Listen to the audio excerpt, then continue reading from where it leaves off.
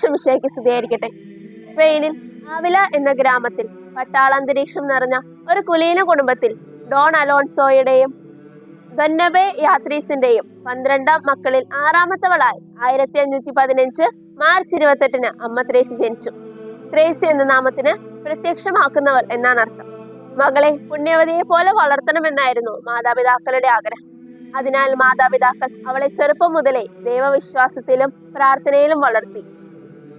ഏത് കാര്യം ചെയ്യുന്നതിനു മുൻപും പ്രാർത്ഥിച്ച് ചെയ്യുവാൻ അവൾ ശ്രമിച്ചു. പരിശുദ്ധാത്മാവിന്റെ ശക്തി എന്നും അവളോടൊപ്പം ഉണ്ടായിരുന്നു.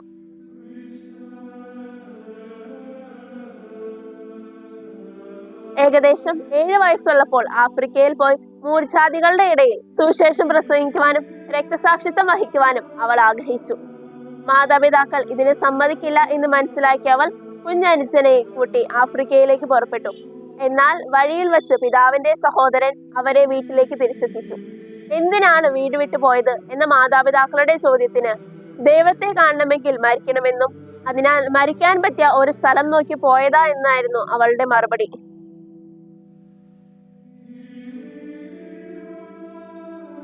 അവൾക്ക് 12 വയസ്സുള്ളപ്പോൾ അവളുടെ അമ്മ മരിച്ചു.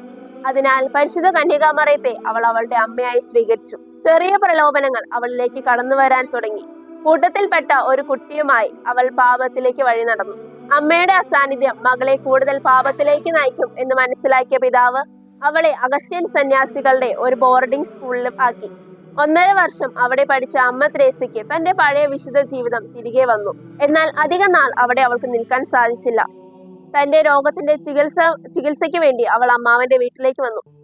അമ്മാവന്റെ വീട്ടിലായിരിക്കുമ്പോൾ അവൾ സന്യാസിയാകണമെന്ന് ഉറച്ചു തീരുമാനമെടുത്തു.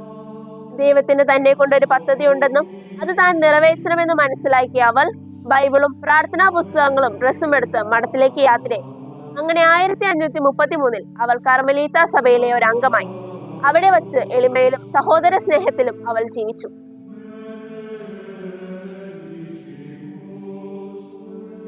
ജീവിതത്തിൽ പല പീഡകൾ ഉണ്ടാകണമെന്നും അവൾ പ്രാർത്ഥിച്ചു. 18 വർഷത്തോളം ബഹുവിധ പീഡകളും അവളെ അലട്ടി. രോഗം മൂലം പിതാവ് അവളെ വീട്ടിലേക്ക് കൊണ്ടുപോയി. രോഗം മൂർച്ഛിച്ച് മരണത്തോട് മല്ലടിക്കുമ്പോഴും അവൾ പ്രാർത്ഥിച്ചു. ഒന്നല്ലെങ്കിൽ സഹിക്കുക, അല്ലെങ്കിൽ മരിക്കുക. ഇതായിരുന്നു അവളുടെ മുദ്രാവാക്യം. തിരിച്ചു മഠത്തിലേക്ക് പോയ അവൾ 7 മാസം തളർന്നു കിടന്നുവെങ്കിലും 3 വർഷത്തിന് ശേഷം സൗഖ്യം പ്രാപിച്ചു. ഒരിക്കൽ ദൈവത്തിന്റെ മാലാഖ അവൾക്ക് പ്രത്യക്ഷപ്പെട്ട് മൂർച്ചയേറിയ ഒരു അസ്ത്രം കൊണ്ട് അവളുടെ ഹൃദയം ഭേദിച്ചതായും തുടരെ ആ മാലാഖ തന്നെ കുത്തിയതായും അവൾ പരാമർശിച്ചു. ദൈവിക പ്രചോദനത്താൽ പിയൂസ് 4 മാർപ്പാപ്പ കർമ്മല സഭയുടെ നവീകരണം എന്ന ചുമതല ത്രേസ്യയെ ഏൽപ്പിച്ചു. തന്റെ ജീവിതകാലത്ത് തന്നെ കന്യാസ്ത്രീകൾക്കായി 17 മഠങ്ങളും പുരുഷന്മാർക്കായി 15 ആശ്രമങ്ങളും അവൾ സ്ഥാപിച്ചു. അമലോത്ഭവ മാതാവിന്റെ തിരുനാൾ ദിവസം പരിശുദ്ധ കുർബാന സ്വീകരിച്ച് പ്രാർത്ഥിച്ചുകൊണ്ടിരിക്കുന്ന അമ്മ ത്രേസ്യയുടെ ശിരസിന് മുകളിൽ പരിശുദ്ധാത്മാവ് പ്രത്യക്ഷപ്പെട്ടതായി അന്ന എന്നൊരു കന്യാസ്ത്രീ പരാമർശിച്ചു.